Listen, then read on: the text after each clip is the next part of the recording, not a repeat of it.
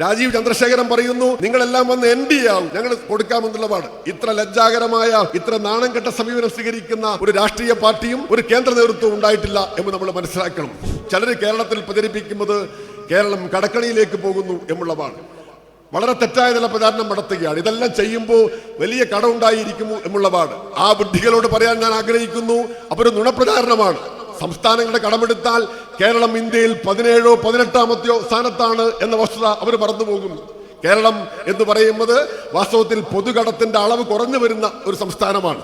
അതാണ് ഏറ്റവും പ്രധാനപ്പെട്ട കാര്യം. ഇവ ഞാൻ പറയുന്നതല്ല, കംട്രോളർ ആൻഡ് ഓഡിറ്റർ ജനറലിന്റെ ഏറ്റവും അവസാനത്തെ റിപ്പോർട്ടാണ്. എന്ന് പറഞ്ഞാൽ ഇത്രയേറെ വികസന പ്രവർത്തനങ്ങൾ നടത്തിയിട്ടും, ഇത്രയേറെ ചേർത്ത് പിടിച്ചിട്ടും, ഇത്രയേറെ പ്രയാസങ്ങൾ ഉണ്ടായിട്ടും കേന്ദ്രം ഒരു രൂപ പോലും തരാതിരുന്നിട്ടും നമുക്ക് ഭംഗിയായിട്ട് മുന്നോട്ട് പോകുന്നതിന് സാധിക്കുന്നു എന്നത് ചെറിയ കാര്യമല്ല. എങ്ങനെ സ്ഥാപിച്ചു?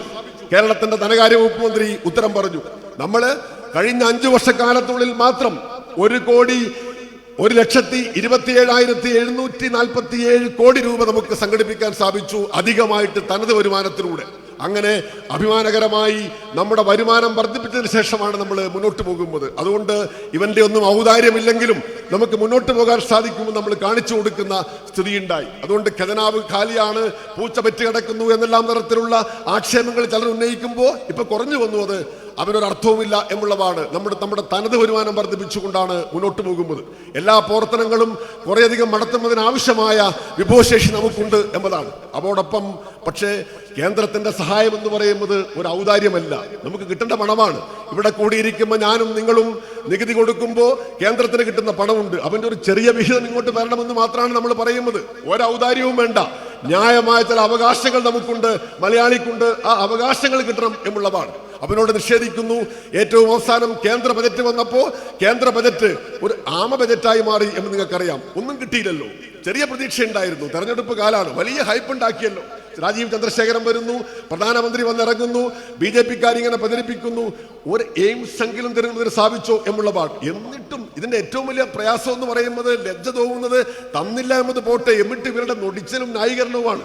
സാമാന്യ ബുദ്ധിയുള്ള ഒരു രാഷ്ട്രീയ പാർട്ടി നേതൃത്വത്തിന് ഇതിനെ ന്യായീകരിക്കാൻ കഴിയുമോ? രാജീവ് ചന്ദ്രശേഖരൻ പറയുന്നു നിങ്ങളെല്ലാം വന്ന് NDA ആവും, ഞങ്ങൾ കൊടുക്കാമെന്നുള്ളതാണ്. ഇത്ര ലജ്ജാകരമായ, ഇത്ര നാണം കെട്ട സമീപനം സ്വീകരിക്കുന്ന ഒരു രാഷ്ട്രീയ പാർട്ടിയും ഒരു കേന്ദ്ര നേതൃത്വവും ഉണ്ടായിട്ടില്ല എന്ന് നമ്മൾ മനസ്സിലാക്കണം.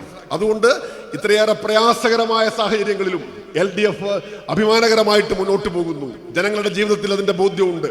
എന്തെങ്കിലും തരത്തിലുള്ള പ്രയാസങ്ങൾ ഉണ്ടായിട്ടുണ്ടെങ്കിൽ, വീഴ്ചകൾ ഉണ്ടായിട്ടുണ്ടെങ്കിൽ അത് തിരുത്തി കുറെ കൂടി മെച്ചപ്പെട്ട് മുന്നോട്ട് പോകുന്നതിന് LDF സന്നദ്ധമാണ് എന്ന് ഞങ്ങൾ എവിടെയും പ്രഖ്യാപിച്ചു.